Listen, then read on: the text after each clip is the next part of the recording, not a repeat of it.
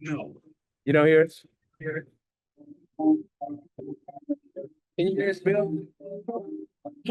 Yeah. Huh? We can hear you, but we can't hear the Bill, musicians. can you hear the music? We can hear you, but we can't hear the musicians.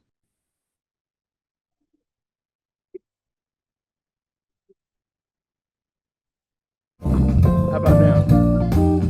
Yes, we hear you.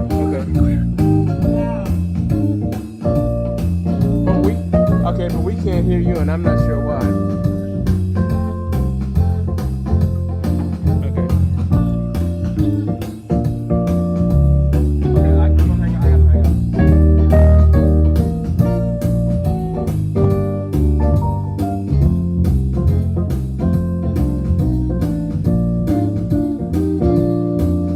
It's time to say I love people.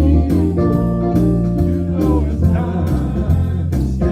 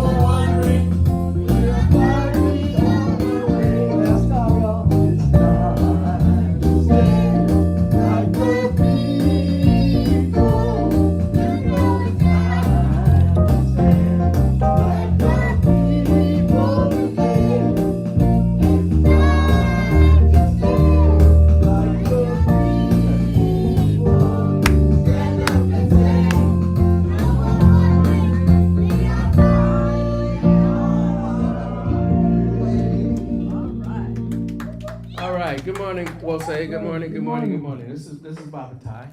We're having a bit of technical difficulties, but we're gonna go right through it. 2 weeks ago, at our Malcolm X service, we played a song in honor of Malcolm X that people here in the congregation raved about, but people on Zoom didn't get to get the full impact of it. And so we've been requested to do it again. We have a couple of what I call Mr. Fix-Its in the community. One is Minister Bill, and the other is Baba Jeff. I did talk to Minister Bill, and so I think we fixed it. So we're gonna try to play that video again for you.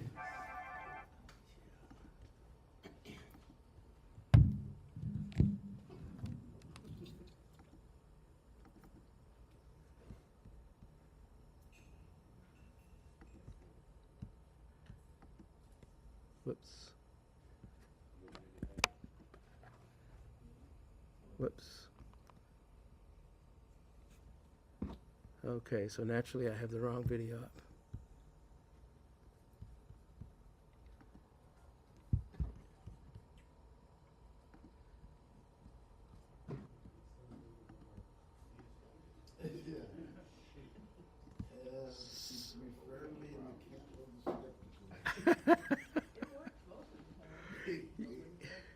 Here we go.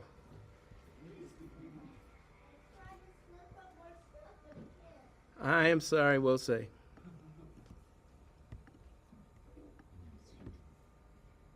This is where we need a comedian.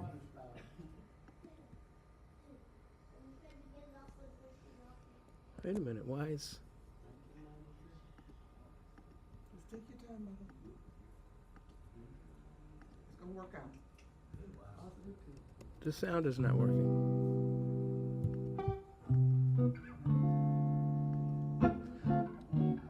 Okay, so what we're gonna do is we're gonna come back to this. We're gonna come back to this. We're gonna open up with our normal opening. Let me see. We haven't made any assignments because it's all late. Mama Keisha, would you like to pour a libation for us this morning? Thank you.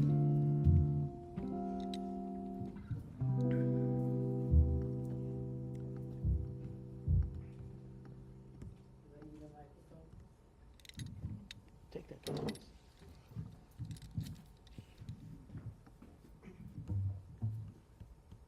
Thank you, Mama Keisha. Good morning, we'll say. Good morning. Beautiful. Well, just a few of us in here, but good morning, we'll say. Good morning. What a beautiful way to start the day amongst African people. It's been a wonderful week of graduations, of 8th grade, high school, college.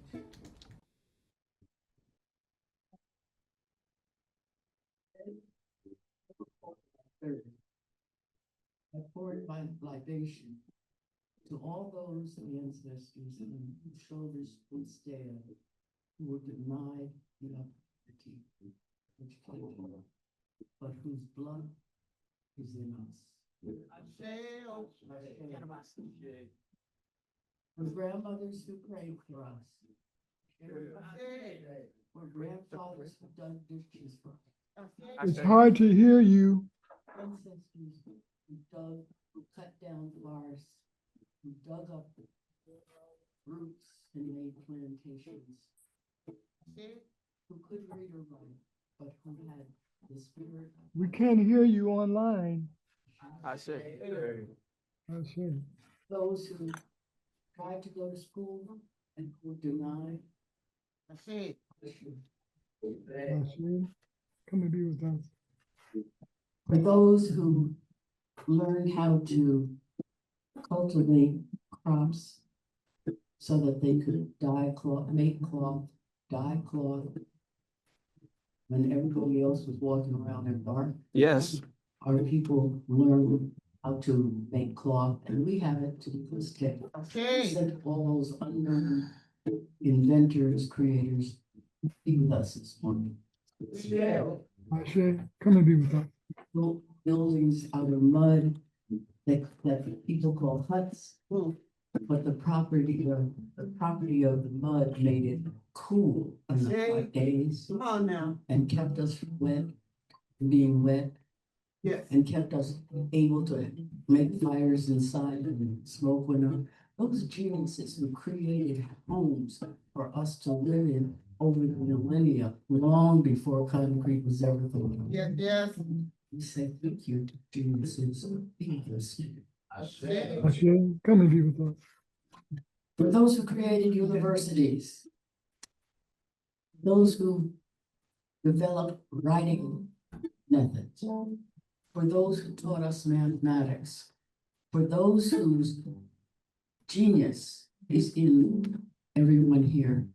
I say, ancestors of math and science, come and be with us today, and be with our children. Hey, Come and be with us. And for all of those who spent money, sent money, encouraged those of us in this room so that we could get an education. For all of those who may not have gotten one, but they sent us $5. They sent us $10. They sent us clothes. They sent us all kinds of things. We say to all of those ancestors, thank you, and be with us today so that we can continue your legacy of truth, justice, and right. Ashe, come and be with us. Pour a libation for our ancestors to the north, Ashe. yes, Ashe, hey, come and be with us. ancestors to the south, hey, Ashe, come and be with us. ancestors to the west, hey. Ashe, come and be with us. ancestors toward the rising sun to the east. Ashe, come and be with us.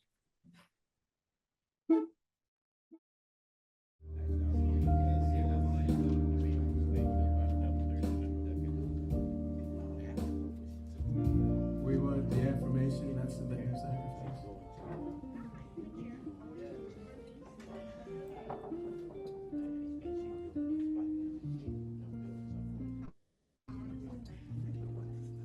Okay, we had a brother who joined us 2 weeks ago. And we're gonna invite him to come forward and do the affirmation. He's never done it before, so there we go.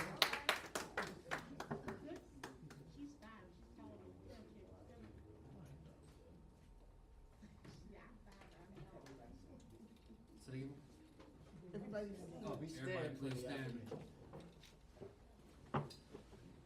Umoja. No, Unity. no, wrong thing. Oh, I'm sorry. That's good.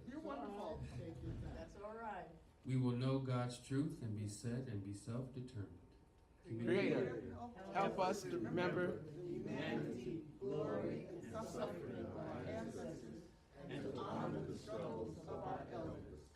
let us strive to bring a new vision, a light to our people.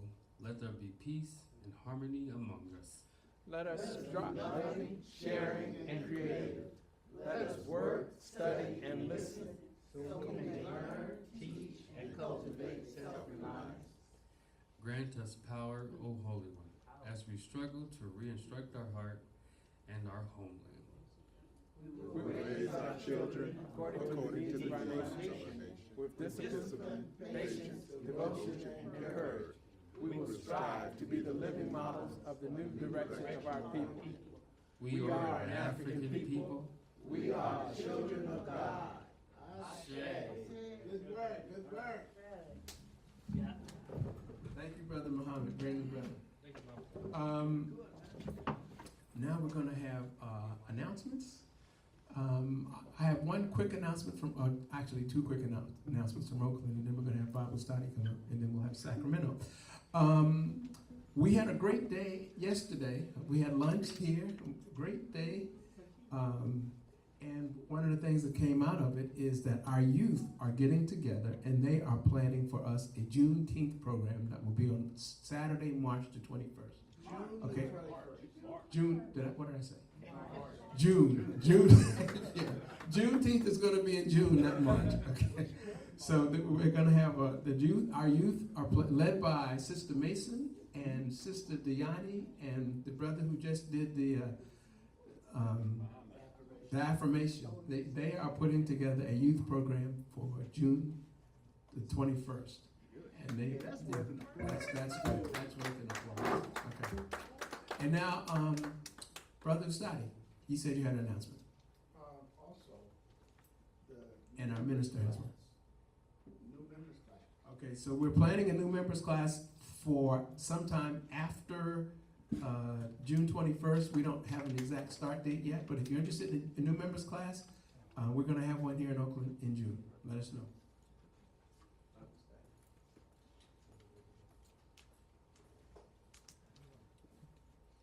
Greetings, everyone. My announcement this morning is simple.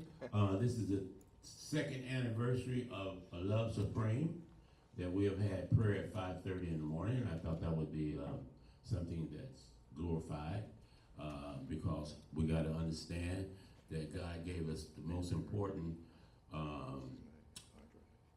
two important things this morning. He opened up our eyes, so that's a blessing right there. The people who have been consistent and always there, we're always looking for other people. Minister Makalisi, Minister Imhotep, Minister Alicia, Sister Sorosity, Mama Zarita, Sudi Ali. If I forgot somebody, it's not because of my brain. But anyway, I thought it would be, we should give ourselves a hand for that. Because prayer is powerful. The only prayer that's not answered is the prayer that is not went up. Because when the prayers go up, the blessing comes down. Asante Sana.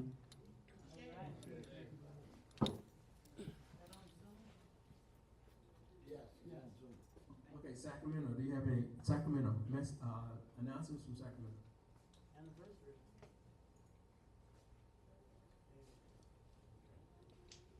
So the announcements for Sacramento are as follows. You can see the screen. Whoops. July 18th, 19th, and 20th, we are celebrating our 40th anniversary in Sacramento with a 3-day event starting off with a kickoff on the 18th. We're having a festival essentially on the 19th with music, food, games, poetry, art, dancing, and a ceremony honoring our ancestors. And on the 20th, our Sunday service. So please look forward to No, hearing. they're talking. Can you hear me?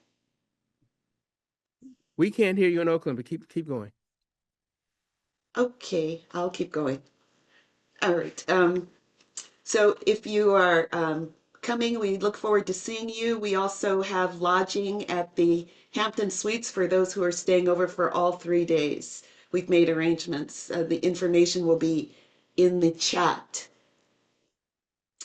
The 40th anniversary celebration will be free to all.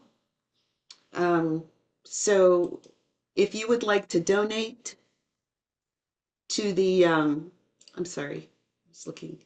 If you would like to donate to the anniversary, you just indicate 40th anniversary on your contribution, and those funds will be set aside. And we just don't we don't want anybody to be excluded from this celebration because of funds or costs. We want to make sure that everybody can attend.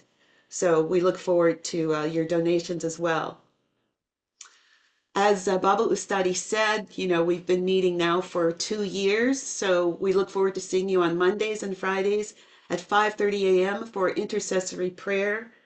It's where we make sure that we keep track of who's in need.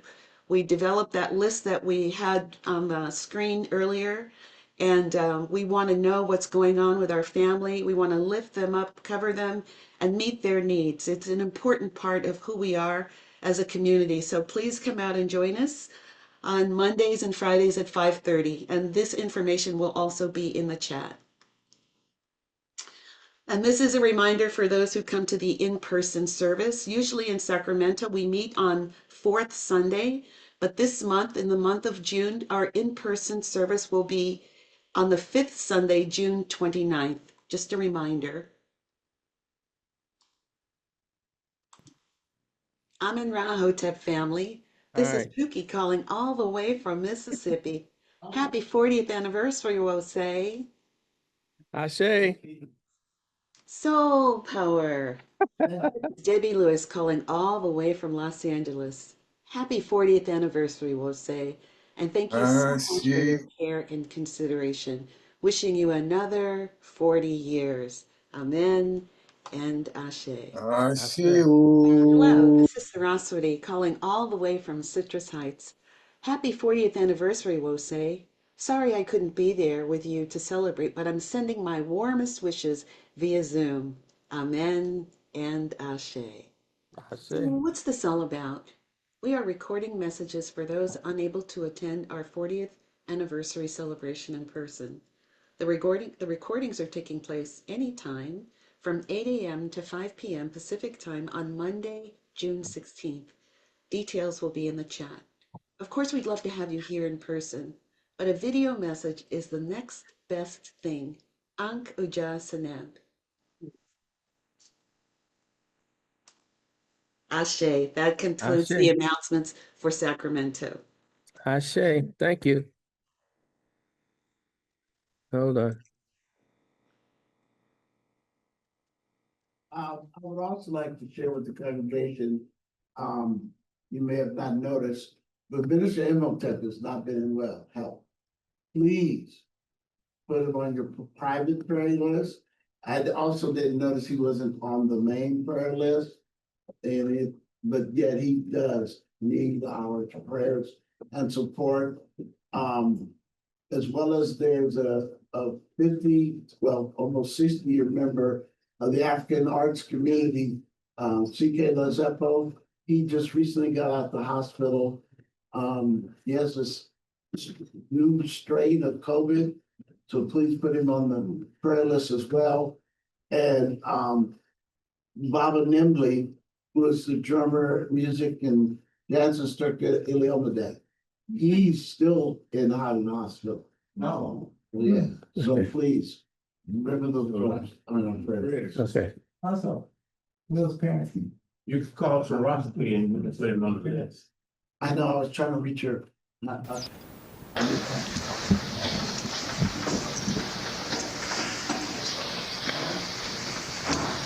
We remember Malcolm. We remember Malcolm X. We remember Malcolm We remember Malcolm. We remember Malcolm X. We remember Malcolm. We remember Malcolm. We remember Malcolm X.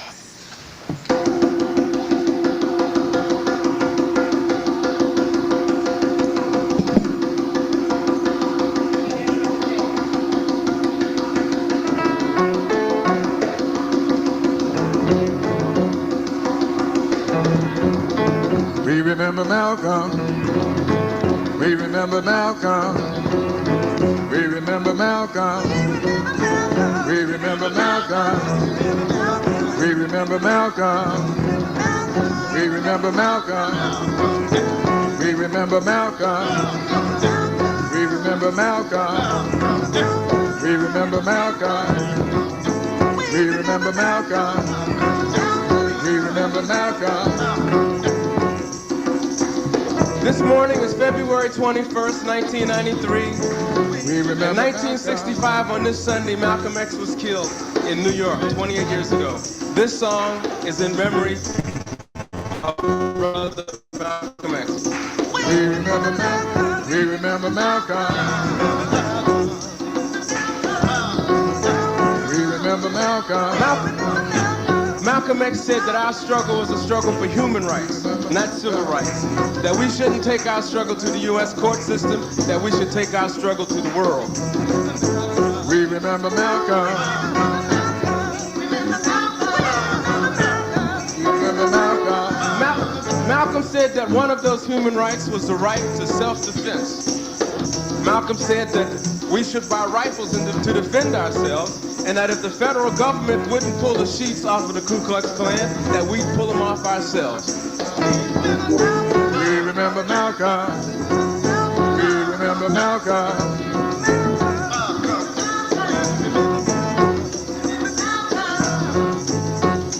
said, I'm not an American. I'm one of the 22 million African people that are the victims of Americanism. One of the 22 million people, nothing but disguised hypocrisy. And I see America through the eyes of a victim. I don't see any American dream. I see an American nightmare. We remember Malcolm. We remember Malcolm. Malcolm said that a people without their history are like a tree without their roots. Malcolm said that of all of our studies, history will best reward us for our research. We remember Malcolm. We remember Malcolm. We remember Malcolm. Malcolm said, don't let the white man speak for you, and don't let the white man fight for you. We remember Malcolm. We remember Malcolm. We declare our right on this earth to be a man, to be a human being, to be respected as a human being, which we intend to bring into existence in this day, in this society, by any means necessary. We remember Malcolm. By any means necessary. We remember Malcolm. By any means necessary. We remember Malcolm. By any means necessary. We remember Malcolm. We declare our right on this earth to be a man, to be a human being, to be respected as a human being, to be given the rights of a human being in this society, on this earth, in this day, which we intend to bring into existence by any means necessary.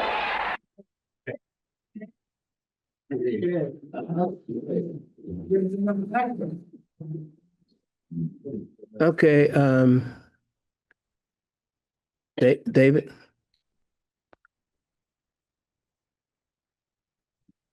And now the sounds of Maat.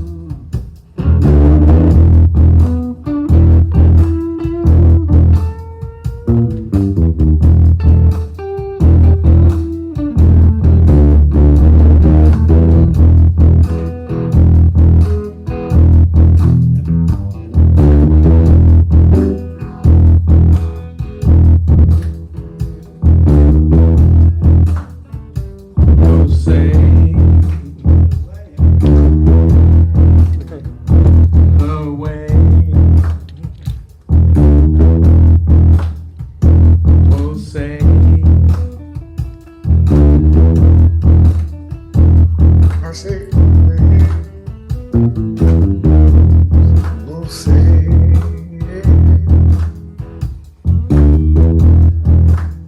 our sacred way. Sacred African way. We'll say, We'll say, our sacred way. we'll say,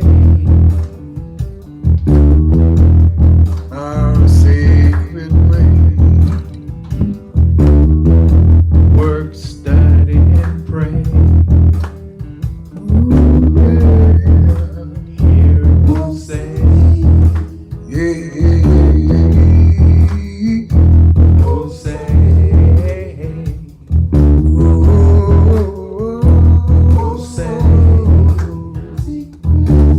Here we'll say, Our sacred way. we'll say, we'll say, we'll say. The sacred African way. We live by Maat every single day. Here we'll say,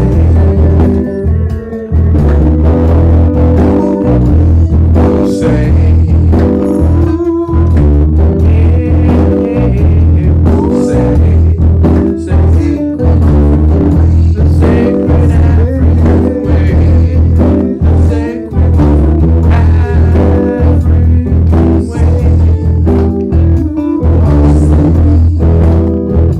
We'll say, we'll say, we'll say,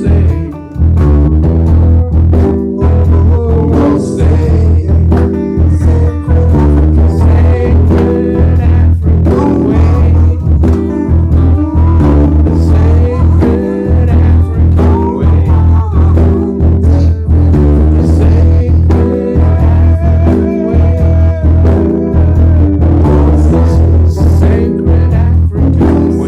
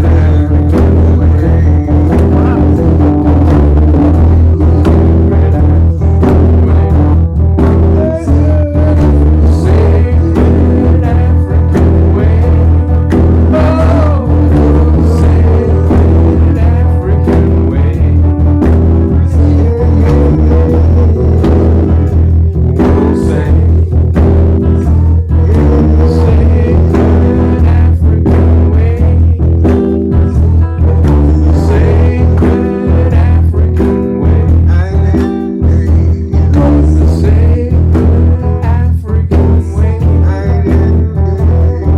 the sacred African way, sacred African way.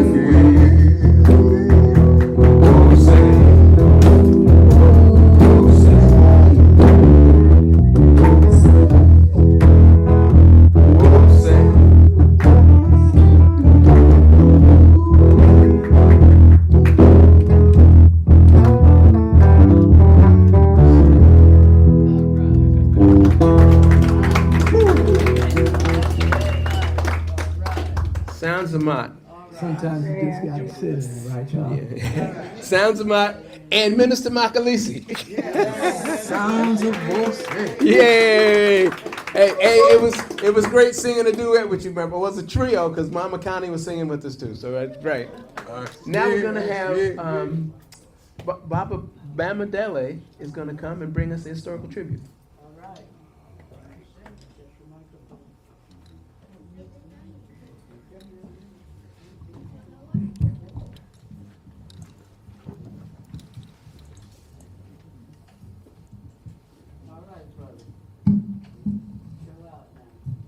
He always does. Don't put no pressure, he always does. That's what he do. Good morning, family. Well, it's been, these past few weeks have been a little difficult. And, but I've nevertheless got my presentation completed. Ashe. And, Thank you. but I got here late. You got here all the time. Here. And so, today, you know, we're starting June. And this is the month that we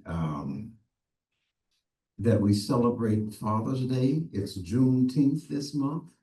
And so it's Black Music Month, Black Reading Month. So these are all significant. And so I said, okay, what historic figure can I focus on? And so I decided to focus on Nat Turner. Hey. I know. So I have titled this Nat Turner Answered Signs from God. All right, Shay. Beautiful. In African American lore, the racial caste imbalance between blacks and whites is explained with a pithy proverb. And it goes this way, quote, white people have money, leave money to their children, but black people teach their signs, which is far better. Come on. And then there's a variation on that statement, which goes, white man got money and education, but black man got God and conjuration. Nat Turner, 1800 to 1831, a pivotal figure, a pivotal freedom fighter in American history, lived under the oppressive weight of enslavement, euphemistically characterized as a peculiar institution. A carpenter by trade, he believed that the enslaved should be free. He led a revolt in Southampton, Virginia, that started on 21 August 1831. But that short-lived insurrection lasted only 4 days, but it shook the United States of America to its core. But what was the source of his quest for freedom?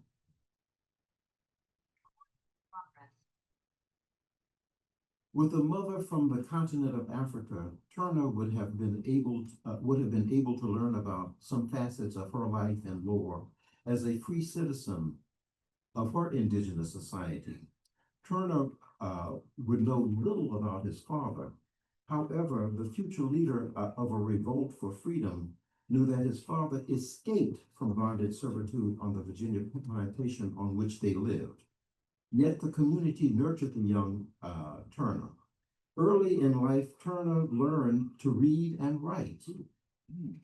The Bible was a primary literary source for him to read narratives regarding the characters, circumstances, wondrous events set in faraway lands many centuries ago.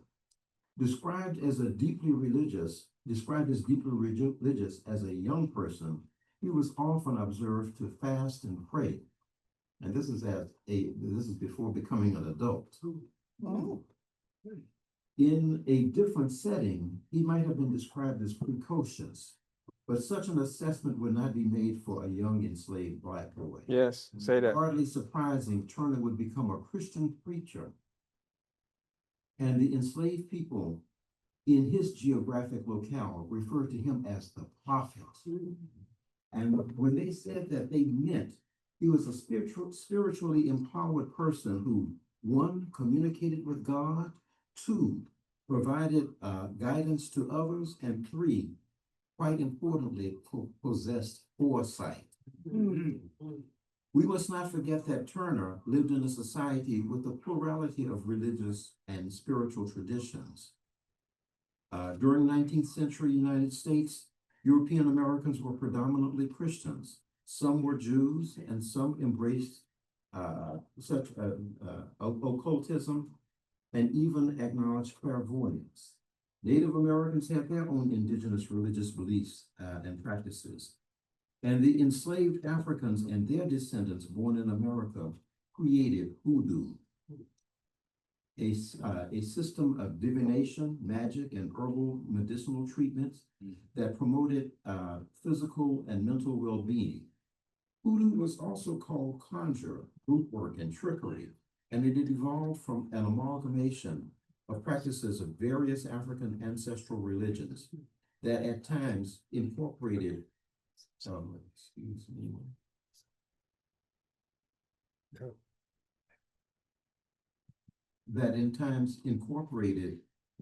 beliefs and behaviors from European and Native American sources. Black people also practiced an, quote, Africanized, unquote, Christianity, in which Moses, for example, was conceptualized as the great conjurer. Turner seemed to disavow any allegiance to conjuration and trickery, yet he was aware of visions, omens, aeromancy, and that is divination by means of the atmospheric conditions. And he believed in signs. These were quintessential elements of hoodoo. All this was central to Turner's communications with God. Certainly, Turner, as an adult, had several visions, witnessed omens, and interpreted atmospheric signs as spiritual experiences, indeed messages from God. Working in the fields one day, he had a vision, and he said, quote, "The Savior was about to lay down the yoke he had borne for the sins of men, and the great judgment day was at hand." End of quote. On another occasion, he looked toward the firmament and witnessed the Holy Ghost. And he witnessed the Savior's hands that stretched from forth from east to west. Once Turner remarked, "I hear a loud noise in the heavens, and the Spirit instantly appeared to me and said, the serpent was loosened, and it should, and that I should take on the fight against the serpent. For the time was fast approaching when the first would be last, and the last would be first." Now, of course, the serpent is a metaphor for the United States of America. Yeah. This deeply spiritual prophet, as he was called, saw himself engaged in a struggle between the kingdom of God and a kingdom constructed by the human world in which he lived. Turner interpreted a solar eclipse visible in February 1831 as a black man's hand covering the sun. So that was a sign. And later that year, in August, an atmospheric disturbance made the sun appear bluish green in Virginia. And that was, and some people have theorized that that was from the eruption of a volcano somewhere in, I think in Sicily in Europe. This was the prophet's divine sign to revolt against the institution of enslavement. We should not forget that the practice of enslavement robbed Turner of the most basic of human institutions, and that was the family. As a child, he had to be painfully aware that when his father felt compelled to run away from bondage servitude, his family of orientation would be forever altered. And by family of orientation, that's a little sociological term that sociologists use to refer to the that family which socializes you, such your parents, your parents and your brothers and sisters. If you're living in a so-called nuclear household, but a better term for that would be the conjugal family. And so, but that was taken away from him.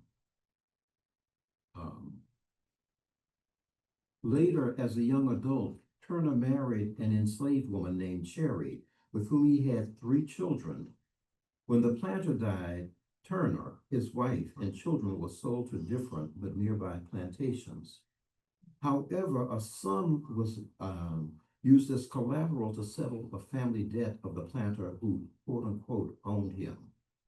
Turner lost his son, not by physical death, but by the social death. And that is the non-personhood of slavery that permitted the sale of human beings as chattel. Just as his human family of orientation during his childhood was separated, so too was his family of procreation, that is, he and his wife and the children that they produced when he was an adult. But under the peculiar institutions, familial bonds were subject to economic dictates far beyond the control of bondsmen, bondswomen, and bondschildren. Conditions were so deplorable that separations between husbands and wives, parents and children, and siblings occurred with an all too regular devastating calamities. Such upheavals in the Black family would be rectified by freedom. Shortly after his son was sold, Turner would witness that atmospheric phenomenon of the bluish-green haze over the sun. A few days thereafter, Turner approached those who would collaborate with him in an unmistakable revolt against slavery and thereby issue a battle cry for freedom. Led by one who believed in science, Turner's collaborating freedom fighters would trek from one plantation to the next with the express purpose of killing, i.e. permanently ridding themselves of the enslaving sector of the population in the country. Yes. Their weapons included clubs, Yes. a few swords, and work implements made from iron. So in some sense, although with my interest in Yoruba, I would say, oh, okay, they were praising Ogun.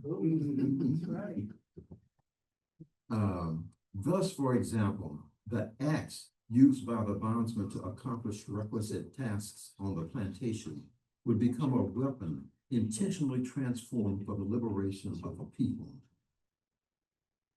They also had a few guns. Those who determined they would be free started out with a committed few freedom fighters, and they were joined as they moved from plantation to plantation by a few dozen others. These were self-determining Black men, enslaved and free, but they were committed to creating a new social order. They ended the lives of 55 to 65 white men, women, and children. The suppression of the revolt by state militia was accomplished and with the addition of vigilantes and mobs whose acts of retaliation killed 120 Black men, women, and children, many of whom were not involved in the rebellion at all. In the wake of what has come to be known as Nat Turner's Rebellion, trials and executions immediately followed for the participants. It engendered a debate on the continuation of slavery in the United States, particularly Virginia. And it engendered a range of legislative restrictions, but Turner's legacy is profoundly enduring, with books and academic papers written about him and about the revolt. There are commemorative plaques and statues devoted to his memory. But I would like to leave you with this last word from Nat Turner. He said, quote, "I was ordained for some great purpose." And so I would ask you, and I would ask you to ask everyone with whom you are associated, do you know your purpose? Say it, say it, say it. Are you ordained for Say a it. great purpose? Say it. And his great purpose was liberation. I said, yeah. Beautiful. Yeah. And so we pour out libations for brother Nat Turner.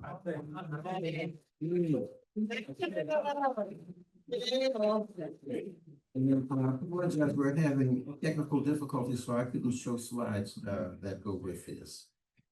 All right, thank you. We appreciate you, Bob. You showed what you showed.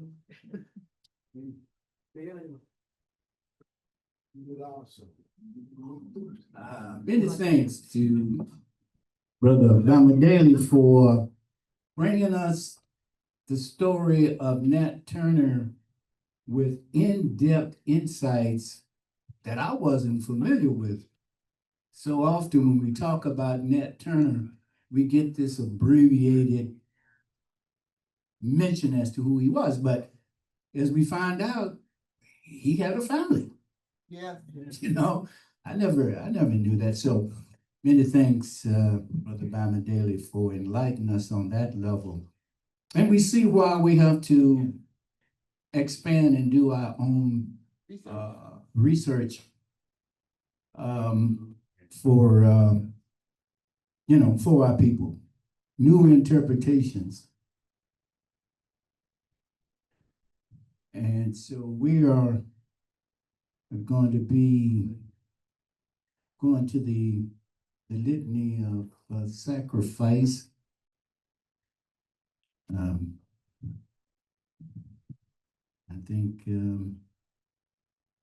I think there's some things, some other things going on. Perhaps something came up that required some immediate attention. But we want to be able to put the litany up on the screen so that that all can share in it. And just like that, there it is. Thank you, thank you, thank you, thank you.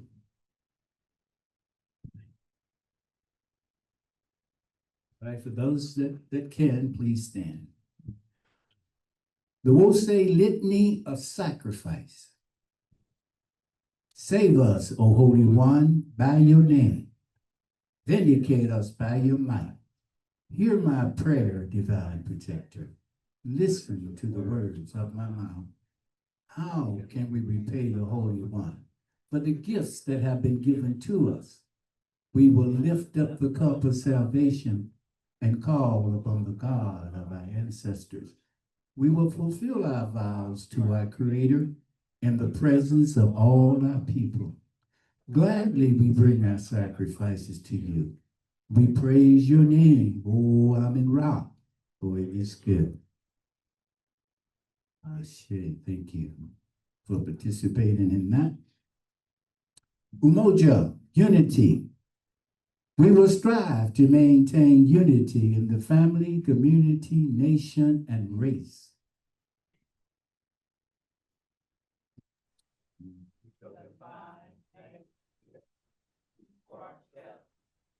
Ujima, collective work and responsibility. We shall build and maintain our communities together. Our brothers and sisters' problems shall be ours to solve together. Ujamaa, cooperative economics. Together we shall build and maintain our own businesses and together profit from them. Nia, purpose. We shall make our collective vocation the building and development of our community and the restoration of our people to our tradition of greatness. Kaumba, creativity. We shall do as much as we can in any way we can to leave our community more beautiful and beneficial than when we inherited it. Imani, faith, on our hearts, in our people, our God, And in the righteousness and in the righteousness and the victory of our struggle. struggle.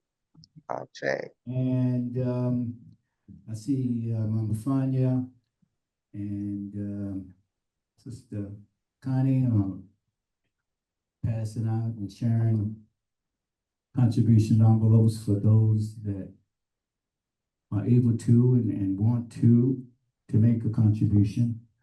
We'll say community is a self-sustaining organization. You know, we sustain ourselves. Our stability comes through our membership. We do not operate from institutional grants and things of that nature. So we appreciate these contributions from the members over the years, and we've been around for about 45 years. And over that time, we have continued to be able to support our programs and sustain ourselves. We do have larger goals and a broader visions for greater growth, some new chapters. You know, we're not trying to keep Bose a secret anymore. We want to put it all out there. So we can use new chapters to come in and join with us in this work.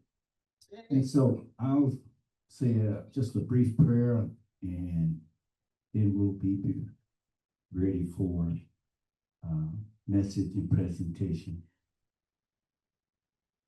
Holy One, Divine Creator, we come again ever grateful and thankful for our lives, for our ability to gather and to come together, to pool our resources, to sustain ourselves and our community. Holy One, we ask that you continue to be with us. Bless each and every one that gave today, whether it was in the form of money, time, and talent and skill. We're grateful and we're thankful for it all. And we pray and we hope to continue to be worthy of the support that we continue to receive from the community. This is our work. This is the task before us.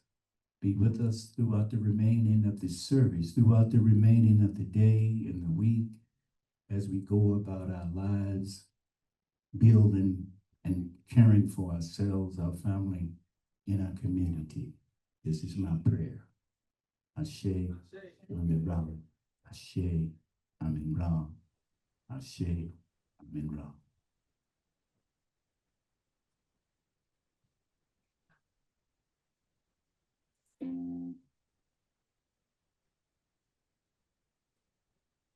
Good morning, Jose. Good morning. I'm in Hotel. I'm here today to introduce our presenter, speaker, lecturer, guy. And I'm a little nervous because I haven't introduced him in some time, so there's some details that have fallen off a little bit, but that's okay. I have the gist of it. If you've ever worked with Manu Ampim, you know that he demands excellence. Yeah. So my nerve level is about like that. But we're going to get through it. Everybody's going to get us through it. This young man is the director of Advancing the Research. Yes. If you don't know what that is or what that's about, please Google it today, look up what they've been doing, what they are doing. He is also a professor at Contra Costa College and the head of HAG, which stands for History, Agriculture, and Geography, I believe. He is a revolutionary. He is a primary researcher Yes. He is a scholar. Yes. He is not just reading the books, he is writing them, and you should be reading what he is writing. Yes. Right. And that doesn't mean that he doesn't read because he's an avid reader, but then you have to take that to the next step, which is you have to go put your feet and your hands in the soil to verify things for yourself. You have to sit down with the chiefs and the people and ask questions and verify and get more details. You can't just read a bunch of books and call yourself a scholar while you're regurgitating somebody else's information. Say that, Sorry, say that, get back say that, right yeah. on. Say that. This young man is also putting together 2 tours this summer. I've had the pleasure of going on way too many, but I'm glad to go on a whole bunch more. This summer, they're going to both Kemet from June the 7th to the 21st, and then also going to Ethiopia from June the 24th to July the 9th. And again, you can find out more about those tours on Advancing the Research. And in addition to that, there's something that I just think is absolutely amazing. And because my ideas are always grand and bigger than life, and then they have to get reeled back in, but they're bigger than life, is that he is working on a documentary. Our professor, I want to cry. Yes. Okay. Our professor, Yes. and I'm so proud that I have lived long enough to personally know someone who is working on a documentary about our history and the history of our people that I know is going to be right. Yes. I know it's going to be researched well. I Say know that. it's going to be done in a righteous manner. Say that. I Yes. know that one day, because Amun Ra is true, I'll be sitting back and watching KQED with a living room full of people and a bucket of popcorn. Yes. Say that. Say that. Say that. Yes. And for anybody who wants to help support that cause, again, go to Advancing the Research, check out the information, and get your checkbooks out. Get your Visas and MasterCards and PayPals and whatever it is that you do, whatever it is that you've been saving that for, whatever rainy day you've been waiting on, whatever you've been saying, I'm going to get to it, we'll get to it. Let's all get to it. We're just starting on the first part of it, but let's get to it. Yes. Professor Ampim coined the term Kushology, and the documentary is going to be looking at 5 groups in Gambela, Ethiopia. They're going to be filming this summer and then producing the documentary in this fall. So this is again scheduled to be the first part of it. So we want to definitely get behind him to make sure that this happens in grand fashion and with ease. And that while they're working on the first one, we're already filling up the purse for the next one to be able to roll out, right? Ashe? 42. Okay. 42. So without me fumbling and bumbling anymore, I think I probably got about a B minus, so I'll take it and run. Please welcome to the podium, Professor Maynard Ampim. Yeah. Yeah.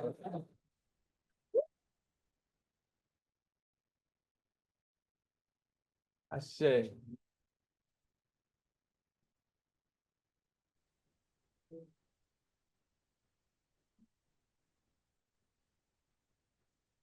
All right, good morning, good afternoon, we'll say. How's everybody? Good. No less than blessed. Excellent. Good Thank you, Minister Rana. People are more nervous when they're reading as opposed to just, but I appreciate it. So I just want to share with you just some ideas on the civilization of Kush, ancient and modern. And I told myself I was just going to share some ideas, and then I decided, well, to put some slides together. And I noticed that some of them decided not to come up because I didn't bring the right drive. But nevertheless, I do want to share with you, because images are important. So I do want to share with you some things, and also give you some information on some extraordinary developments, I would say, over the past week, and very unexpected. So I want to just share that with you, and give you an idea, because Kush is misunderstood, misrepresented on a regular and consistent basis, and that goes back about a century.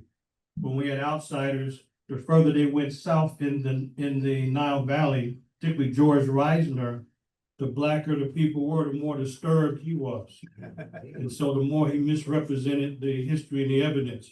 So when he saw Cushites, he labeled them something else because this outstanding racist could not stand the fact that people were on the other side of blackness with their melanin, creating civilizations at an extraordinary level. Everyone saw the pyramids, the temples, the tombs, the elaborate structures down north in Kemet, but as you go up south, it's extraordinary development at an extraordinary level as well, where there's twice as many pyramids in Sudan built by Cushites. These are Cushite pyramids. So Reisner labeled everybody either some light-skinned, white-skinned Libyans who didn't exist in the southern region, or these must have been people copying from Egypt. The most he was willing to admit that there may have been some Nubians around. So since the great Dr. Ben, we know about Nubia. We say my Nubian king, my Nubian queen. That goes back to Dr. Ben, because when Ben was taking tours to Kemet twice a year, they one time the bus got stuck, and it was Nubians from the village of Dabold that came out, helped them. And the way the Nubians work, you cannot give money because it's disrespectful. To help and to assist and to show great humanity is a part of their regular makeup. And to diminish their spiritual balance by giving money for basic human tasks, they don't allow that. So when Ben and his group were helped, when the bus was stuck, then he then adopted the village of Dabold. And ever since then, we talk about Nubia as if it's always been in our vocabulary. It has not been. It's been Dr. Ben. And some of you have gone to Kemet, you know all you have to do is say Dr. Ben, and everybody knows you and loves you. Or you can say Bob Marley, either one. Dr. Ben or Bob Marley, and they're with their family members.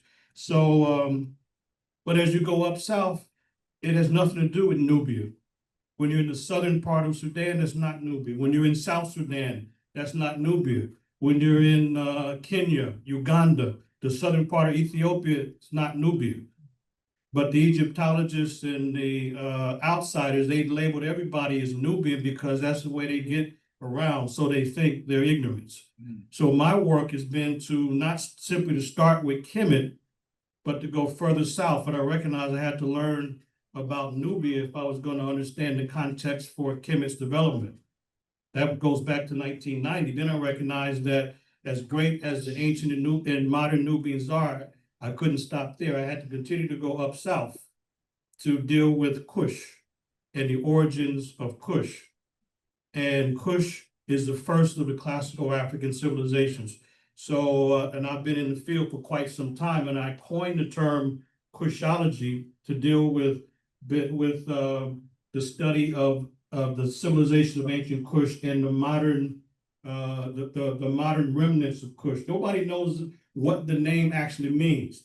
The people in South Sudan, they will describe Kush as something meaning not to know something.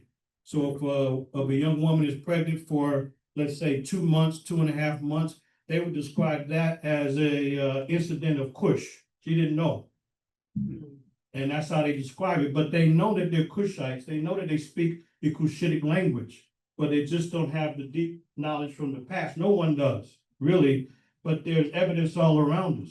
In South Sudan, there's Kush Bank. There's Kush Airlines.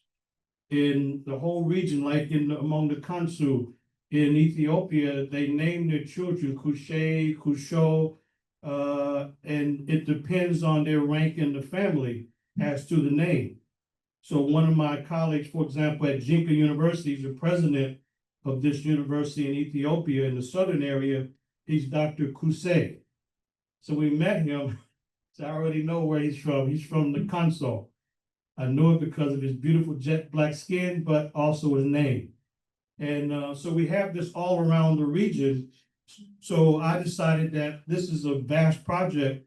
So I've done a lot of work. I published my book, A History of African Civilizations, but there's more work to do. So we're going to be in the field this summer, as Minister Thurston said, to shoot the first of a documentary on the history of Kush. but ancient and modern Kush. So when I started, it was a look at the grand monuments that still confound the world, but there's living communities as well. So it's not just the ancient contributions to when we were at the apex of human achievement, it's the living communities. And so I've had some extraordinary developments, I think, this past week. Let me share one of them with you, is that I got a email from a lady who was from South Sudan. And she said, let me remind you, let me share my screen and remind you, back in December of 2022, so this was about 2.5 years ago, I presented at the Wose anniversary, the 40th anniversary. And you all were called, and I dealt with the 42 laws of Maat, and this was the 40th anniversary. I was in Juba, South Sudan at the time. I found a good hot spot and I made it happen. And so there's a lady that said that she's from South Sudan. She represents the Bari group, B-A-R-I. And she, like a lot of other people, she's interested in preserving their traditional cultural lifeways.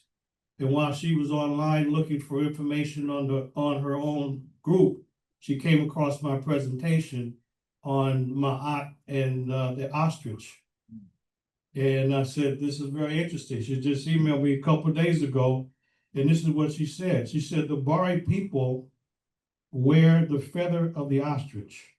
We call the leaders Matat and Maatat. We call the nobles Kemak. And this relates to the kings and queens. I said, what? And but this is extraordinary email. And then so I emailed her back and said, this is extraordinary. And I just checked, she got back to me this morning, and it just so happens, I asked her, where is she at these days? Because I kind of looked her up online, and she has papers that she's written about the Bari and the traditions in South Sudan. And I told her this is extraordinary because I didn't have any Bari contacts. Most of my contacts are the Shilluk, the Nuer, the Dinka, but the Bari are a very large group. And it just so happens she's in one of the cities that I'm going to be in next week. Wow. And she also was a little frustrated that she hasn't had anybody to partner up with. I said, what? There you go. And so, yeah, there you go. Exactly. So that's one thing. Now, a couple other things that, something like this happened some years ago when I first started to do my field work. And you all recall that I shared this on my, and it's one thing to know about my as a general abstract principle, but it's something totally different to know it in practice. So when I'm on the ground, I want to know how they're using the ostrich feather and why it's all these birds around. Why the ostrich with all of the birds? And so it's incredible insight by chiefs, by elders, by heroes that talk about the significance, and they say the sacredness of the ostrich bird. So I had to study the ostrich to figure out why in the world in the distant past, as well as in the present, people use the ostrich bird, and is worn only by the most important people, the chief, the hero, the person who is the eldest and most respected in the family, only doing important rituals. Also, the ostrich feather is worn by champion wrestlers. Not anybody can just wear the ostrich. So you all at Wose know about Ma'at and its significance, meaning truth and balance and order. It's divine law. And the people have not lost that idea at all. You go from community to community, it is always the ostrich. Whatever name they may call it, it's the elevated bird that they centralize.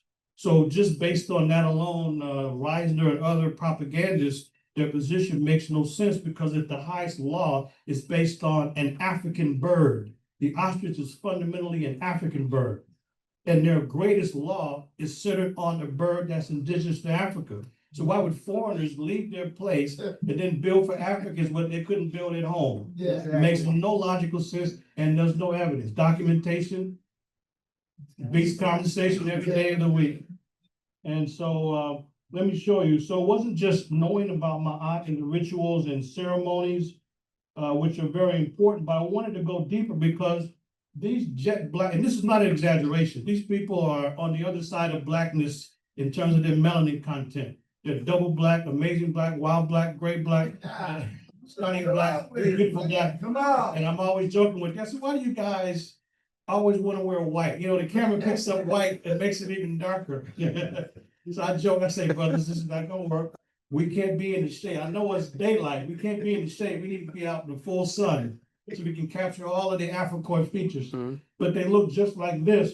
And when elders are and chiefs and heroes are explaining and discussing their cultural lifeways, when I show them this at the end of the interview, they don't miss a beat. First, they're stunned.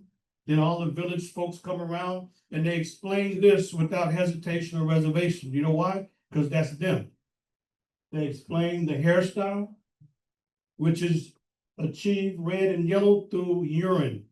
You put urine on the hair for about 6 days, it changes this color. Not every group does that, but we know specifically what groups do that. And notice the loins for the cow, the earrings. So this is what drove me to know about who are these people? Where do these people come from?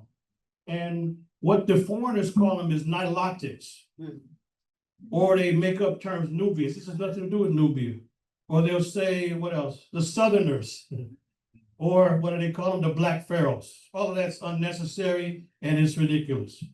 When you see people like this, it's clear who they are. Let me show you. But it's amazing how everywhere you look at the oldest artifacts, and you have the egg with an ostrich image on it, going back 5,000 years. This is my colleague, the Gertrude. And so I remember when I first met him some years ago, he had took me to the main house among the Kanso in Ethiopia. And this is the Mora. This is the most important house in the entire village. And the Mora, on top of the Mora is, guess what? It's an ostrich egg. Yes, the top of every Mora. So it's like, wow, why the ostrich? This is a logical question. So these people, these Africans know nothing about the distant past, but yet they continue the practices. One group after another. And you know what's amazing? No group is influenced by anybody else. They can care less about anybody. They literally don't care about anybody else other than their own group. So they're not learning or being influenced by anybody. This is their own culture. In fact, they don't like the other groups. Oh yeah, they don't. So we know they're about not being influenced. Even the Descendants. This is all a part of ancient Kush. They speak a Cushitic language. This is Ethiopia, but guess what? They don't look like the Ethiopians that we're familiar with here in the Bay Area. The Ethiopians that we're familiar with, they come from the north. They come from Addis. They come from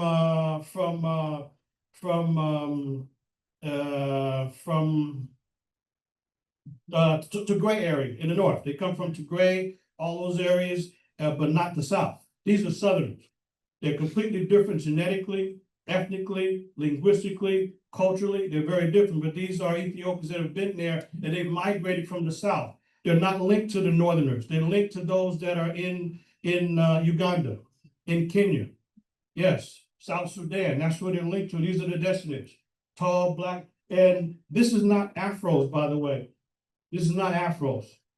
These are not Afros. This is part of the ostrich feather here. This is part of the demi ceremony. It's a rites of passage ceremony for women. And anybody who's looked at or recorded the demi, they are not recording it in the context of linking this to ancient Kush. They're just recording what the groups are doing without any reference to the past. You get the point? So there's no understanding. Very few people are in the region, number one, and those that are there, they're just recording. There's no framework, there's no understanding. This is why I get tremendous support, because like the lady, she seems to be very emotional to find somebody, anybody in the world that has interest in the Bari. And this is the same thing I met in one group after another. Here you have women in a part of the demi ceremony. She obviously has high stature because what is she wearing? Ostrich feather. It's not just for decoration. It's for dancing, yes. Ceremony, yes. Ritual, yes, but only worn by those that are most respected. But why the ostrich? That's the point. And that's why we have to look at the president past and put those together. See the ostrich feather? The leopard skin, and these guys, you know, they don't care about anybody else. There's a lot of culture markings all over the body. So when I was asking the translator, why does he have so, I didn't say scarification, but why does he have so many culture markings? And he explained that all of the markings on the body is because he's killed a lot of people. It's okay, well, let's move on to the next question. Let's move on. The guy never smiled. He's very serious about everything, you know, but they don't care about anybody. It's just what they have to do to protect the land. I'm talking with the chief here of the Hammer, and I spent time in the village, so I'm asking him about the hero and why the ostrich feather, why the leopard skin, and he's explaining that. And here's the chief in front of his house, Chief Mighty, and you can't really see it, but he and this elder, they have the ostrich feather. You can't see it because of his home in the back. So everybody in the region, there's a lot of respect for the ostrich, but it continues in the entire region. Uganda, the king of Uganda, Robert Mugabe, ostrich feather, leopard skin. It's all throughout the region. So I had to study the ostrich. So I went to do just that, study the ostrich. And ostriches can't attack. They're a large bird. They don't fly. They have tremendous land speed. So as I walked closer for a better shot, the ostrich kind of moved further away. I decided not to test it too much. I didn't have my zoom lens that day, but and I noticed the ostrich sheds a lot of feathers. So they said they like the ostrich feathers because they last. That's correct. I have ostrich feathers in my office at the college, at home, at the Advanced Research Office. They're in very good condition, and I have not done anything to preserve them. So that makes sense. But I had to learn the ostrich and learn the difference between male and female to understand the fundamental nature. This is what helps to give insight about Kush and the rituals and the ceremonies. And then the other thing is the Kushites. All over Africa, the premier big cat is not the lion, it's the leopard. So I recognized last year when we were in Gambela, and I kind of thought about it when I was in South Sudan, speaking about and asking the chiefs about the big cats. And I said, you know what? I wonder, I had about 2% doubt. I said, maybe based on what this elder said, when there's a panel of elders, based on what he said, they may be referencing the cheetah. And as a thorough researcher, the thing you cannot make mistakes on is either it's accurate or it's not. We may disagree on interpretation, but we cannot be wrong on facts. So I had like 2% doubt. So I had to go back to the drawing board and take a look at these animals. And they all have a different name but the names are similar, group after group, but there's a different name for them. So I had to then make sure that they know I'm asking questions about the fundamental characteristics of the leopard, because they use the leopard skin outfit. The elders would say, we use the leopard because we like the spots on the coat. I said, well, please tell the elder, please come again, because the cheetah also has spots and you don't respect the cheetah on that level. So let's go deeper on this one. So if you take a look, how do you know the difference? Good question. When you're doing research, you can't guess. Because think about us. We have one name for big cats in general. Then we can say the lion is part of the big cat family. You agree? Right. Then the leopard, then the cheetah, so it can be confusing. So I said, you know what? Let me be more specific. Let me present some of the photos. So how do you tell the difference? Because if you don't see the head, notice that the leopard is more stout, right? It's more stocky. Right. It's bigger. And the cheetah is more fleet of foot. But that's not enough if you're just kind of looking at it casually, but there's a difference. Take a look here. You see that the leopard has more of a pattern, whereas the cheetah just, the rosettes. Yes, the rosettes is more of a pattern there, and you see the opening in the middle for the leopard. You see, but the cheetah does not have that, it's just regular spots. It is amazing the kind of insight that these people in the Kushite region have about the animals. It's as if They had them in an enclosed area for scientific study. That's how many details that they can give about the leopard and the ostrich. It's amazing, one group after another. Now, let me just skip through this in terms of Chancellor Williams, but that's one of the sacred books at WOSE. And, you know, in terms of a movement to have branches of WOSE, that's been the vision from the very beginning. And obviously, as you know, one of the holy books is The Destruction of Black Civilization by Chancellor Williams. Yep. I never saw it as just a history book. I didn't. That's right. I saw it as a how-to manual.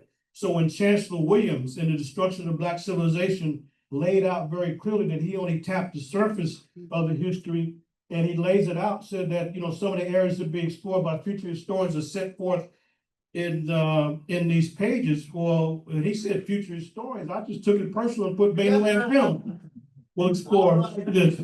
Yeah, why not? Went from the general to the specific. I made it a mission. So this is born out of inspiration by researchers like Chancellor Williams, for example. And so the work has been in this region here to learn about ancient Kush. And most don't know about Kush, very few, but the people know that they're part of Kush. And so when someone comes around that doesn't represent USAID or represent some university controlled by people that don't look like us, they're shocked. They're stunned. And they've taken on our mission, my mission, as if it was their own. As we comb through the entire region, some of these slides went out, but all over the academic world, Kushites are mislabeled. They're mislabeled as Nubians or Southerners or something like this because the foreigners don't know. But it's easy to tell one group from another based on what? The cultural markings. Also, I've learned you can tell one group from another, not simply by body type, by the cultural markings and how the women braid their hair. You can tell. Sometimes physical structure, but not all the time, because these are closely related groups. So the Kushites are routinely mislabeled. So some of the slides I was going to show you were from the Louvre. The Louvre in Paris is supposed to be one of the greatest academic and museum institutes in the world, and they don't know what they're talking about. The ideas are crazy. When I looked, I saw these people serious. They have some Kushites from the South mislabeled as Nubians. I said, what? They don't know what they're talking about. The cultural markings always indicate what group they represent. So those slides are not there. However, when we were in Gambella, where we're going to be shooting the documentary, we're on the road. We're about to go to one of the villages, and these are my colleagues who are negotiating or just, who we're going to meet up with. And this is Dare, and this is Andu Alam. Dare is one of the specialists in the area.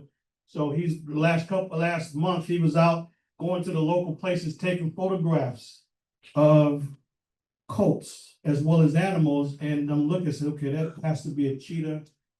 This is a leopard, because they never thought about it that deeply. Just like for us, it wouldn't mean anything because we live in the city. But when we're trying to understand why the leopard and link the past to the present, we must know. We must be very specific about the ideas, the practices, the rituals, the ceremonies. And so these are Nuer. There's no discussion, there's no debate because, I zeroed in. I'm making my cultural study here. So when we're on the road, then I have to identify one group or another to learn the customs, the everyday practices. So you look at these two brothers here, and you can see the culture markings on the forehead, do you not? Yeah. These are Nuer. The foreigners call these Nubians. This has nothing to do with Nubians. Nubians don't use scarification like that. The Nubians, they use the culture markings under the eye. But there's very specifics. How many lines? If it's kind of a V shape, does it go all the way to the ear? All these things matter. And so these are Nuer. And so I was taking a picture to help document. Most of the Nuer are very, very tall. But anyway, I can tell one group from another. Now, in terms of the documentary, what about Kush?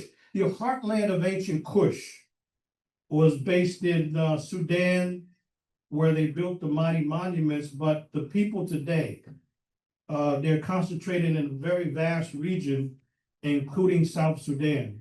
And the people are absolutely energized and excited to have their cultural lifeways preserved. And that's what's so amazing about it. So the Ethiopia that we are familiar with generally are those from Addis and the north. And sometimes from Eritrea. This is the area what we're familiar with, but not this southern area. You see where Gambela is located? So there's a little difference between the people of Gambela and those in South Sudan. There's a little difference between the people in Gambela and those in parts of Sudan, parts of northern Kenya. They're linked, and those in this region here, I showed you the descentage with the feathers and so forth. They cross the border. They have more control of the border than does the government. You want to know what's happening? You talk to the local people. They know what's happening on the border. They're the ones that resolve conflict. The border doesn't mean anything. Just lines that have been drawn. They don't mean anything. People cross over with cattle. You have linguistic groups, ethnic groups that travel on a regular basis in the region. But Gambela is one of the special areas that we just started to do the documentary here first because it's more doable. There's 5 main groups in that area, whereas in the entire region there's over 40. And we have a great relationship with a number of them. But let me just share with you just a little bit about this area. Now, one of the things, this is my colleague from a few years ago. Some of you may remember when Brother Sorowat was here. He's from Sudan. He was here. He gave a presentation in Wose. He was on Walter Turner's program, Africa Today. And if it wasn't for him, there's no way I could have done basically anything in Sudan.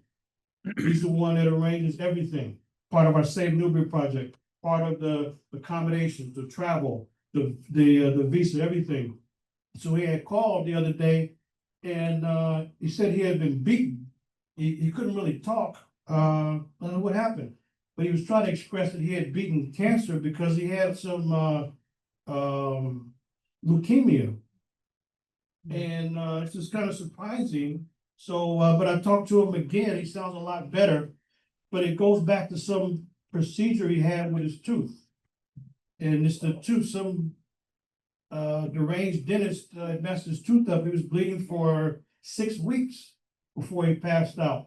But it's acute leukemia. I said, that's better than chronic or genetic. So it's better. I think they've gotten most of it. So he's talking, he's thinking very well. But if it wasn't for Brother Sorowat, there's no way to get the work done. And I say that, and it's important because of time. You know, Chancellor Williams, if you know his story, he did work among 16 countries and among 105 different language groups in the 1950s. Why did Chancellor Williams write just the one book? He was losing his eyesight. He said that if he could have had a team of 3 to 4 people, he could have did the work in 3 to 4 years. But if you wait on the team, you don't get anything done. So he had to do it himself, and it took 16 years. You see? So I said, wow, you know, just all of a sudden, I don't know Sorowat's age, maybe he's 50, 48, 50. I don't know what his age is, but he sounds a lot better. And I think he's on the road, I think, to recovery. So it just got me thinking about what I already know. We got to get the work done. There's always been a sense of urgency. Yeah, and there's more of a sense of urgency since my great mother passed a couple years ago. Yeah, so I'm looking to maximize the 24 hours to stretch them into 40 or 42 so I can get more done. So, but all of the work that I've done over the years, going back to 2008 in the field, a lot of it in Sudan, it's intimate knowledge of Sudan, very important. Yeah, very, very important to be able to get past all of the issues and problems. And so when I'm out in the field, he's always been there, I said, at least in Sudan.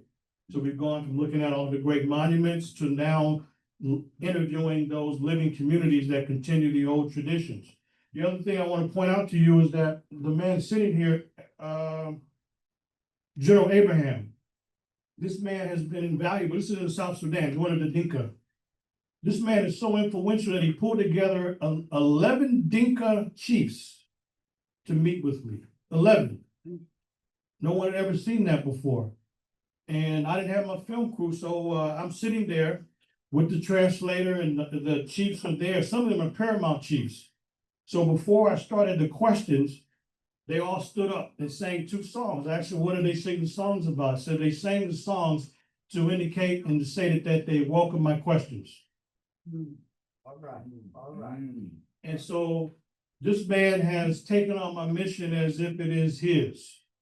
He makes a call to the Minister of Justice of the country. Next thing I know, he's at a hotel, we're talking. He makes a phone call to the former vice president of the country in South Sudan. Next thing you know, I'm at his house discussing details. And then I took one of the visits to an important place in South Sudan, and it was a long drive. I'm trying to figure out what are we waiting for. And next thing I know, General Abraham sends a 6'7" Dinka, strong, trained, to make sure there's no problems along the way. And then we sat in one of the offices, and one of the secretaries came over and said, gentlemen, there's no weapons. So what is he talking about? So he was grumbling about something, got up, it took his gun and gave it to him. And this guy is he's used, to say the least, but this is because General Abraham doesn't take any chances. I got a message from one of his sons that said he was in the hospital, and so he wasn't doing well. So I just asked the basic question, can he communicate? So his son said, no, he cannot. He's got tubes, and you know generally what that means. And he's 78. So I follow up today. He's home and he's fine. What? He's home and he's talking normally now. And that's unusual. But all of the contacts we have in South Sudan to go to the sacred shrines, to meet with the chiefs, to meet with the spirit masters, and to go to these places, none of that would have been possible without General Abraham. And you know, some of the most important people in the entire country of South Sudan have taken on the project, and this man is at the center of it. So I just told his son to challenge him and tell him to stop smoking the cigarettes. That's part of it, you know, as long as, so I just figured that, you know, that's just life, you know, but his son said the doctors can't figure it out, but they're not supposed to. It's not logical. They can say somebody's brain dead or something like that. Why is the person responding to the environment? What does the doctor say? We don't know. We haven't been able to figure that out. Our machines don't really tell us that. You know, of course not. There's another reality.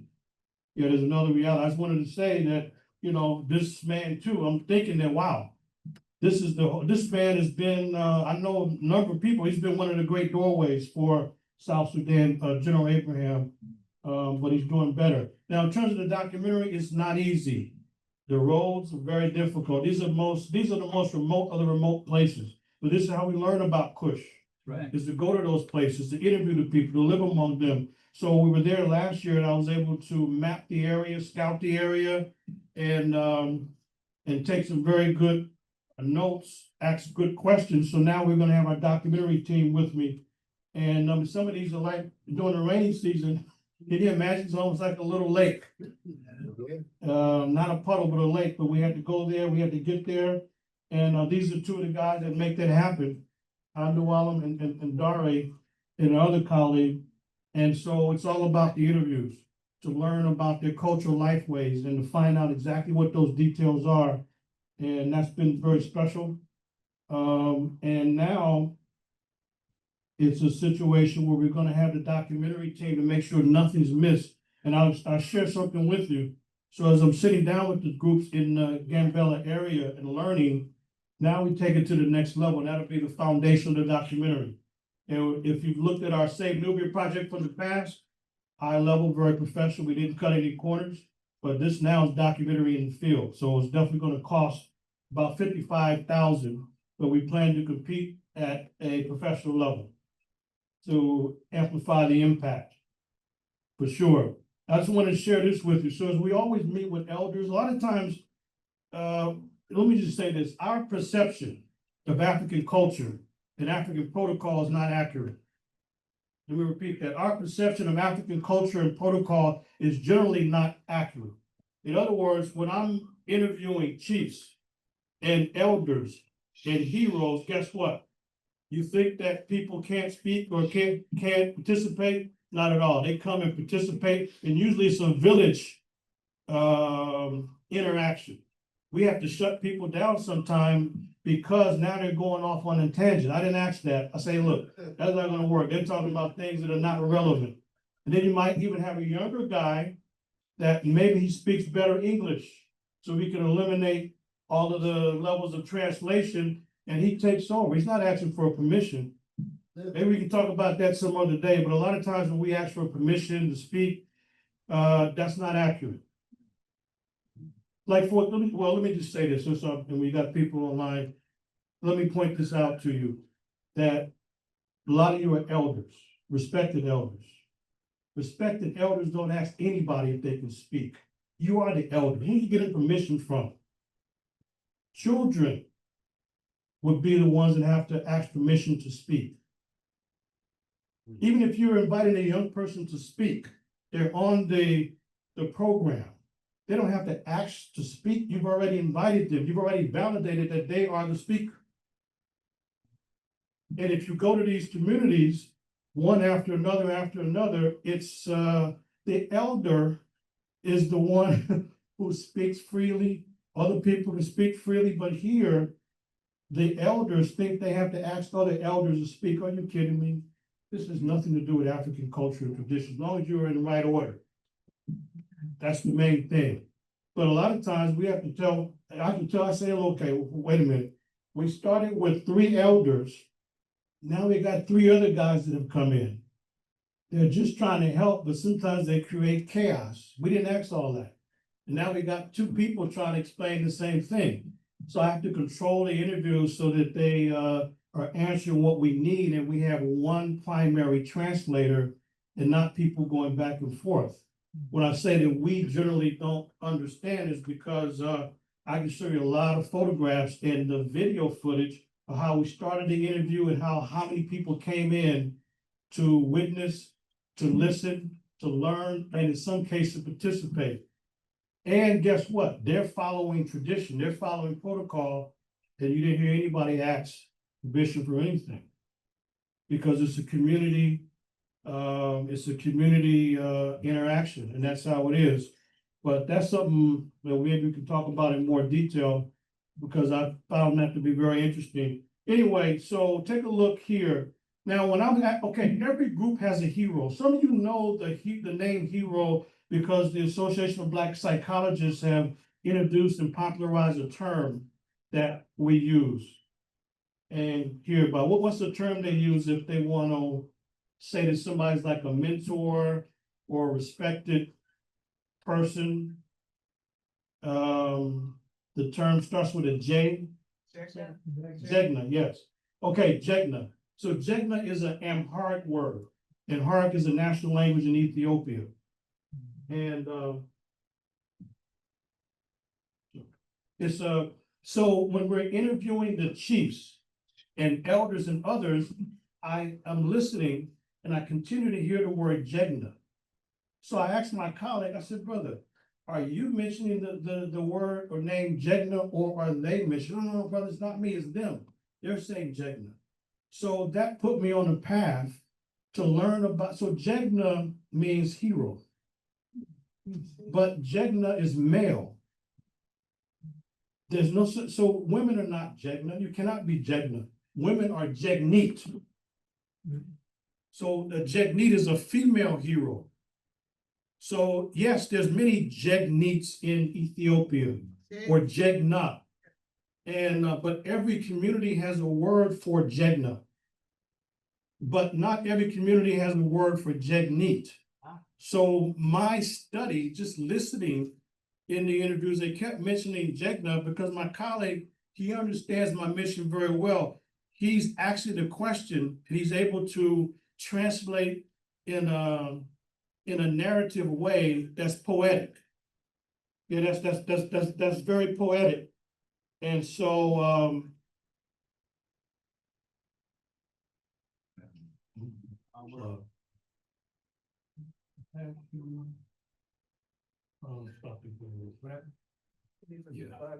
no, just yeah, sorry for this. Okay, anyway, all right, so, okay, so Jegneet is for women, and every community pretty much has a word for Jegna, and most have a word for Jegneet, not all of them. They don't, so I was asking a question about Jegneet among the Nuer, and as all the villagers crowded around, I noticed that the women were very energized. They were very energized by my line of questioning about what is the Nuer name for a female hero. So it's always funny because, you know, the elders are discussing, and the women were having an energized discussion about it. So then they got involved. So they got involved with the interview. So when we actually took the pictures at the end, as we normally do, that's why the women were in the pictures. I wanted to document what was happening, the fact that they wanted to make it very clear that there are female heroes among the Nuer as well. And but that's been my focus, is to collect all of the names, whether it's Ekele or whatever the name is, for the heroes, so that if we're going to take the tradition, which makes sense, that we're accurate. Because I heard one of my colleagues say that she was going to be the Jegna for student. You cannot be. You can be Jegneet, can't be Jegna, but it's community by community. So anyway, to preserve the indigenous terms, the indigenous perspectives, the indigenous cultural lifeways, that's very important in preserving Kush. And it's in the language, it's in the customs, it's in the practices, it's in that. That's what's so extraordinary about it. They've lost very little, these different groups. This is why the lady contacted me. But every single group is excited about maintaining their cultural traditions. The Belly, for example, small group said no one had ever visited them, not a single person, in South Sudan. And their traditions are as lively as any other tradition. I've never seen dancing like that before. And when they were greeting me, the whole village came out and waited half a day because the schedule was off. And they gave me a bunch of gifts. So as they were greeting me, there were elders, there was community spokespersons giving a history of the Belly, not just for me, but for all the villagers that were around. So never forget your tradition. Well, but this is all a part of Kush that gets lost if we are not out in the field doing the work. So it's ancient Kush with the monuments and the great building tradition, but it's also the modern living communities, and that's what the documentary is focused on, is to preserve the cultural practices today that are about the living Kushite communities in the entire region. And every single one of them are totally energized.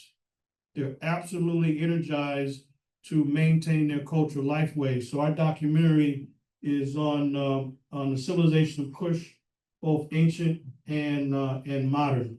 So that's what I wanted to share with you, that Kush is the oldest of the classical African civilizations, and I decided to follow in the footsteps of Dr. Chancellor Williams and give Kush the respect it deserves, even though it has slipped into obscurity. And nobody knows what the name actually means, but they certainly know that they're part of the Kushite communities in that East African region.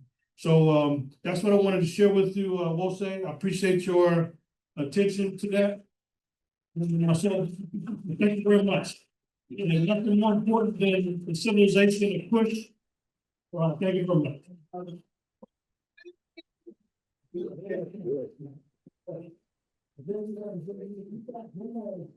Ashe.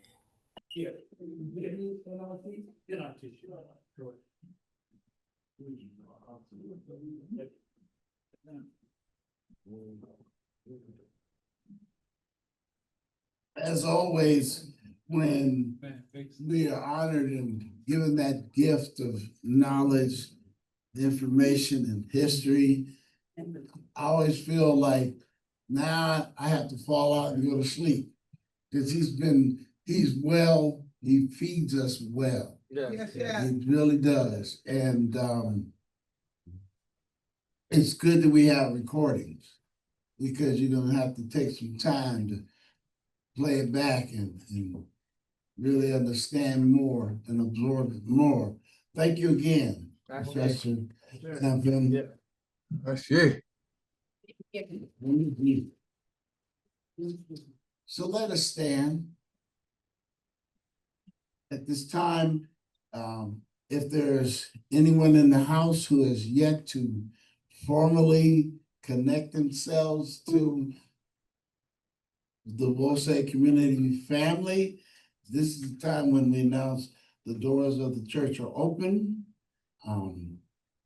If you care to rejoin us, most I can see are already members, but also, even if you're not,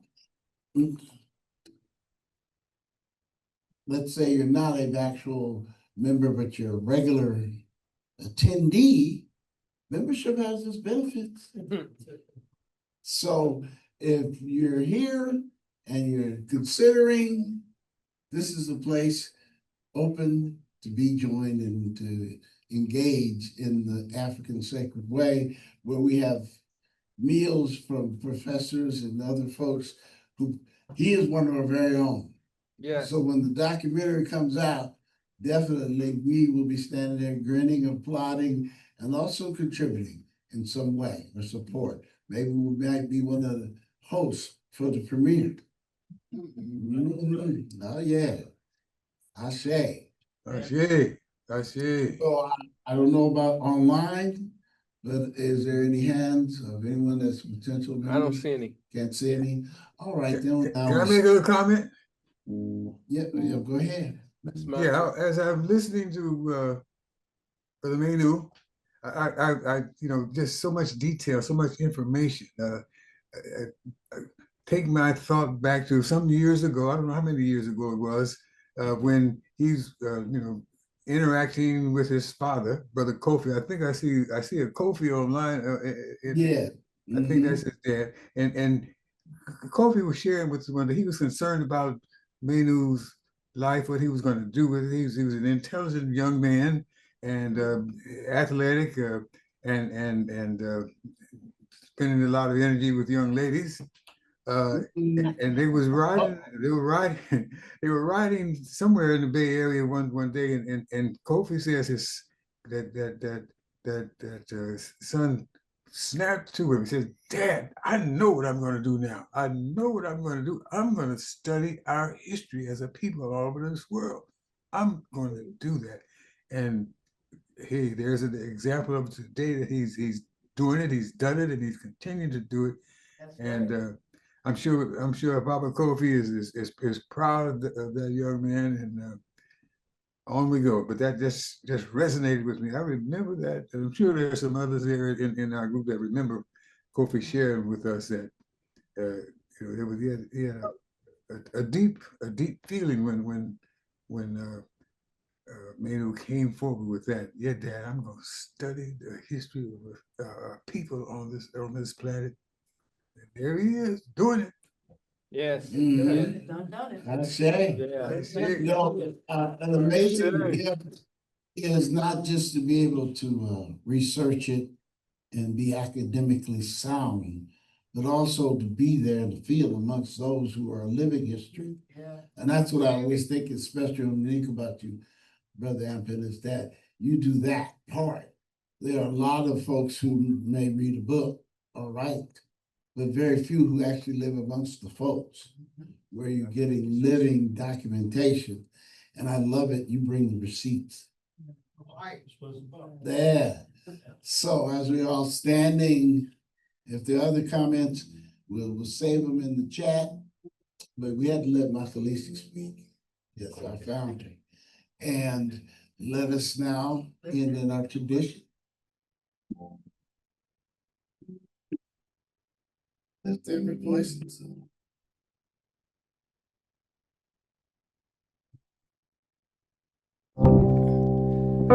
every